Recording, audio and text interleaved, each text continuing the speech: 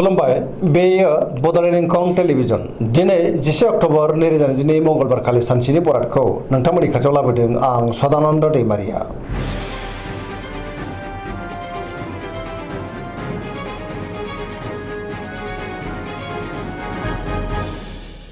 सिगां फरायनो लादों मेष राशि गिबि हांखो अ ल दिनैनि साना जोबोर मोजां गोथों आरो गोग्गो साननो रोंगोन गियाननि आंखाल जानाय नङा सोरजोंबा बाख्नाय जानोबो हागौ बयजोंबो अनजागोन आरो अनसायजागोन गोसोआ दिनै जोबोर खुसि जागोन आरो रमान्टिक जागोन नखराव गोजोन थासारि आरो अनलायनाय फैनो हागौ जेरावबो जाफुंसारगोन मावनो लानाय खामानिखौ थि समावनो आरो गोरलैयैनो मावफुंनोबो हागोन गोसोआ दिनै जोबोर गोजोनगोन देहाया मोजाङैनो थागोन अब्लाबो नाथाय जानाय लोंनायाव सांग्रां जानांगोन सोरबा लोगोनिफ्राय मोजां खौरां फैनोबो हागौ रांखावरियाव दिनै जोबोर मोजां बेफार फालांगियावबो जोबोर मोजां मुलाम्फा मोननो हागोन सोरजोंबा बाख्नाय जानोबो हागौ सोरबा लोगोनिफ्राय थोजासे हेफाजाबबो मोननो हागौ बिमा बिफानि अननाय आरो बोरखौ मोनगोन बहाबा थाङोब्ला दिनै जोबोर मोजां आरो मोजाङैनो हान्थिनोबो हागोन गुबुननि गोसोखौ गोरलैयैनो बोनो हागोन गोसोनि बोलोआ बांगोन समाजाव बयजोंबो मान होजागोन सेंग्रा सिख्लाफ्रा जोबोर गोजोनगोन आरो बहानिफ्रायबा मोजां खौरां मोननोबो हागौ फरायसाफ्रा दिनै फरायनायाव गोसो दुंखांगोन आरो मोजां फिथाइ मोननोबो हागोन पजिटिभ एनार्जिनि गोहोमबो गोग्लैगोन।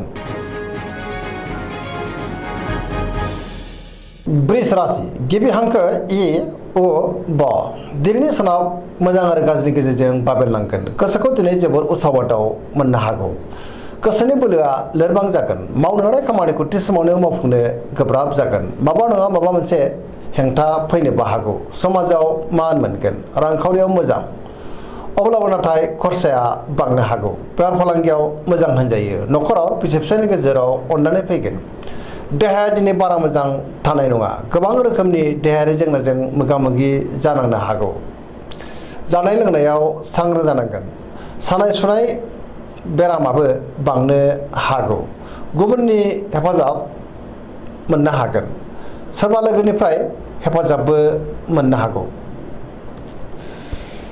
गोसोनि साननायफ्रा देबोर नांनोबो हागौ बहाबा हान्थियोब्ला दिनै लामा सामायाव सांग्रां जानांगोन नेगेटिभ एनार्जिनि गोहोमबो गोग्लैनो हागौ।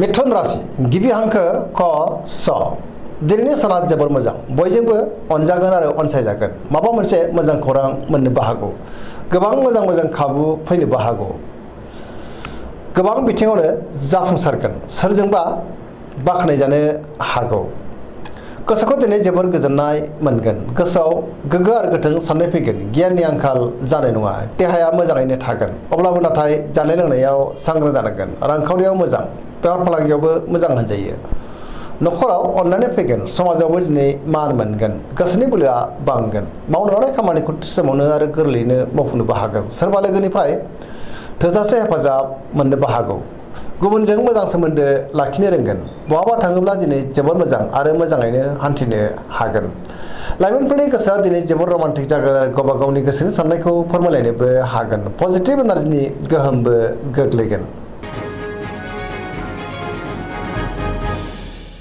कर्कट राशि गिबि हांखो ड ह दिनैनि साना मोजां आरो गाज्रिनि गेजेरजों बाबेरलांगोन माबेबा जाहोनखौ लानानै गोसोआव गोनो गोथो साननाय फैनोबो हागौ समाजाव लोगो लेवा बांगोन सोरबा लोगोजों रायखोमा जानो हागौ गोसोनि साननायफ्रा देबर नांनोबो हागौ गोसोआव नेगेटिभ साननाय फैगोन गोथों आरो गोग्गो साननो रोंनाय नङा गियाननि आंखाल जानोबो हागौ मावनो लानाय खामानिखौ मावफुंनो हागोन अब्लाबो नाथाय माबा नङा माबा मोनसे गोरोन्थिबो जालांनो हागौ रांखावरियाव मोजां बेफार फालांगियाव मोजां आयआ बांगोन नखराव अनलायनाय फैगोन देहाया दिनै मोजाङै थागोन अब्लाबो नाथाय जानाय लोंनायाव सांग्रां जानांगोन गुबुन हेफाजाबखौ मोननो हागोन समाजाव मान मोनगोन फरायसाफ्रा दिनै फरायनायाव गोसो दुंखांगोन आरो मोजां फिथाइ मोननोबो हागोन नाथाय अब्लाबो लाइमोनफोरनि गोसोआ जोबोर आला खाला जानोबो हागौ नेगेटिभ एनार्जिनि गोहोमबो गोग्लैनो हागौ।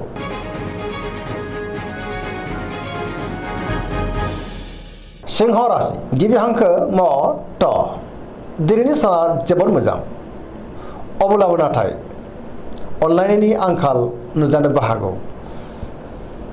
सोरनिबा अननाय मोननो गोब्राब जागोन सोरजोंबा रायखोमा जानोबो हागौ।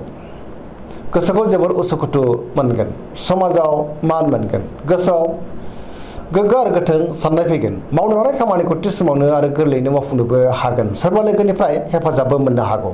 बहाबा दावबायनो एबा हान्थिनो खाबु मोनगोन आरो मोजाङैनो हान्थिनोबो हागोन। रांखावरियाव मोजां, आयआ बांगोन। बेफार फालांगियावबो जोबोर मोजां मुलाम्फा मोननो हागोन। गोसोनि साननायखौ दिनै गुबुननो फोरमायनो हागोन। न'खराव अननानै फैगोन। बिदा फंबायनिफ्राय हेफाजाबखौ मोननो हागोन।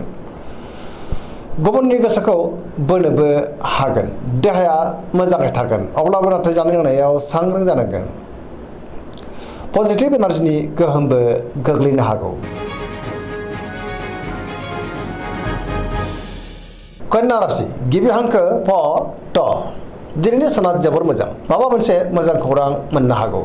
सोरबा लोगोनिफ्राय थोजासे हेफाजाबबो मोननो हागौ। गोसोनि साननायखौ गुबुननो फोरमायनो हागोन। गोसोनि बोलोआबो बांगोन। गोसोआव पजिटिभ साननाय फैगोन। गोथों आरो गोग्गो साननो रोंगोन। गियाननि आंखाल जानाय नङा। रांखावरियाव दिनै जोबोर मोजां, अब्लाबो नाथाय खरसायाबो बांनो हागौ। बेफार फालांगियाव जोबोर मोजां मुलाम्फा मोनगोन। देहाया दिनै मोजाङैनो थागोन। गोबां मुंदांखा सुबुंजों दिनै लोगो मोनज्लायनोबो हागौ। न'खराव अननानै फैगोन। गोबां खामानियाव दिनै मुखुबबो थागोन। सोरजोंबा बाख्नायजानोबो हागौ। लाइमोनफोरनि गोसोआ दिनै जोबोर रमान्टिक जागोन आरो गावबा गावनि गोसोनि साननायखौ फोरमायलायनोबो हागोन। पजिटिभ एनार्जिनि गोहोमबो गोग्लैगोन। गुबुननि थाखाय गोबां मोजां खामानि मावनानै होनोबो हागोन। गोसोआ दिनै जोबोर गोजोनगोन।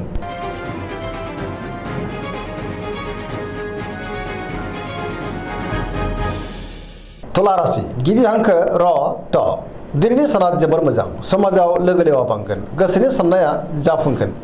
गोसोनि साननायखौ दिनै गुबुननो फोरमायनोबो हागोन। मावनो लानाय खामानिखौ थि समावनो आरो गोरलैयैनो मावफुंनो हागोन। देहाया मोजाङै थागोन, अब्लाबो नाथाय जानाय लोंनायाव सांग्रां जानांगोन। रांखावरियाव जोबोर मोजां। बेफार फालांगियावबो दिनै जोबोर मोजां मुलाम्फा मोननो हागोन। न'खराव बिसि फिसायनि गेजेराव अननानै फैगोन। बिदा फंबायनिफ्राय थोजासे हेफाजाब मोननो हागौ। गुबुनजों मोजां सोमोन्दो लाखिनो रोंगोन आरो समाजावबो गोबां मान मोननो हागोन। बबेबा हाबाफारियाव बाहागो लानो खाबुबो मोननो हागौ। सोरजोंबा बाख्नायजानोबो हागौ। लोगोफोरनि हेफाजाबखौ थोजासे मोनगोन। गोदान थांखि लानो रोंगोन। सेंग्रा सिख्लाफोरनि गोसोआ दिनै जोबोर रमान्टिक जागोन आरो गावबा गावनि गोसोनि साननायखौ फोरमायलायनोबो हागोन। पजिटिभ एनार्जिनि गोहोमबो गोग्लैगोन।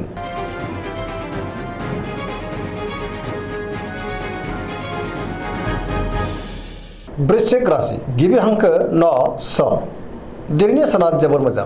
गोसोआव पजिटिभ साननाय फैगोन। गोथों आरो गोग्गो साननो रोंगोन। सोरजोंबा बाख्नायजानो हागौ। गोसोखौ दिनै जोबोर गोजोननायबो मोनगोन। समाजाव लोगो लेवा बांगोन। सोरबा गोजाम लोगोजों बहाबा लोगो मोनज्लायनो हागौ। गुबुननि थाखाय गोबां मोजां खामानि मावनानै होनोबो हागोन। गोसोआव गोग्गो आरो गोथों साननाय फैगोन। गियाननि आंखाल जानाय नङा। मावनो लानाय खामानिखौ थि समावनो आरो गोरलैयैनो मावफुंनोबो हागोन। गुबुननिफ्राय थोजासे हेफाजाबबो मोननो हागौ। गोसोनि साननायफोरा दिनै मोगथाङाव जाफुंगोन। गोसोनि बोलोआबो बांगोन। समाजाव बयजोंबो अनसायजागोन। रांखावरियाव दिनै जोबोर मोजां। गोबां धोन आरजिनो हागोन। मोननो गोनांखौबो मोननो हागौ।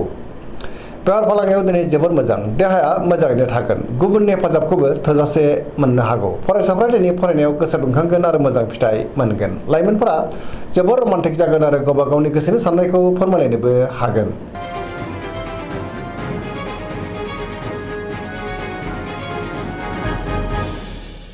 धनु राशि गिबि हांखो ध फ भ। दिनैनि साना जोबोर मोजां। बयजोंबो गोरोबनो रोंगोन।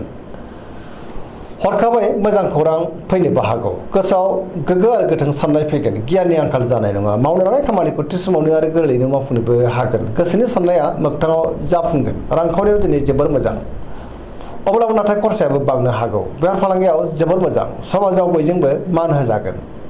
देहाया दिनै मोजाङैनो थागोन। न'खराव अननानै फैगोन। बिमा बिफानि अननाय आरिफोरखौ मोननो हागौ। बहाबा थाङोब्ला दिनै जोबोर मोजां आरो मोजाङैनो हान्थिनोबो हागोन। लाइमोनफोरनि गोसोआ दिनै जोबोर रमान्टिक जागोन आरो गावबा गावनि गोसोनि साननायखौ फोरमायलायनोबो हागोन। पजिटिभ एनार्जिनि गोहोमबो गोग्लैनो हागौ।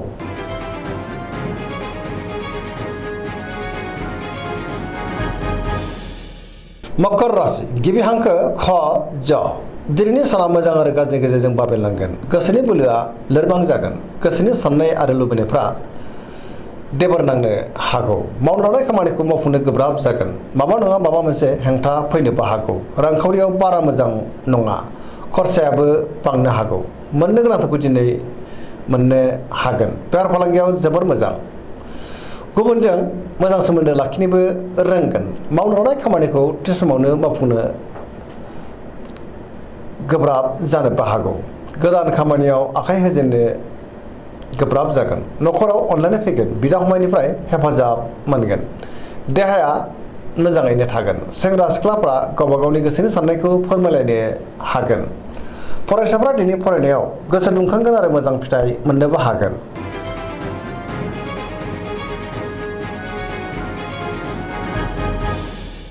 कुम्भ राशि गिबि हांखो ग स।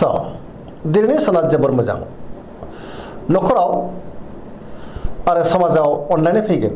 बयजोंबो अनजागोन आरो अनसायजागोन। गुबुनजों मोजां सोमोन्दो लाखिनो रोंगोन। माबा नङा माबा मोनसे मोजां खौरां मोननोबो हागौ। गोसोआव पजिटिभ साननाय फैगोन। गोथों आरो गोग्गो साननो रोंगोन। गियाननि आंखाल जानाय नङा। गोसोखौ दिनै जोबोर गोजोननाय मोनगोन। मावनो लानाय खामानिखौ थि समावनो आरो गोरलैयैनो मावफुंनो हागोन। समाजाव दिनै मान मोनगोन। गोबां मुंदांखा सुबुंजों लोगो मोनज्लायनोबो हागौ। रांखावरियाव मोजां। बेफार फालांगियावबो मोजां। देहाया मोजाङैनो थागोन। अब्लाबो नाथाय जानाय लोंनायाव सांग्रां जानांगोन। गुबुननि हेफाजाबखौ मोननो हागोन। बिमा बिफानि अननाय आरो बोरखौ मोननो हागौ। बहाबा थाङोब्ला दिनै जोबोर मोजां आरो मोजाङैनो हान्थिनोबो हागोन। पजिटिभ एनार्जिनि गोहोमबो गोग्लैगोन।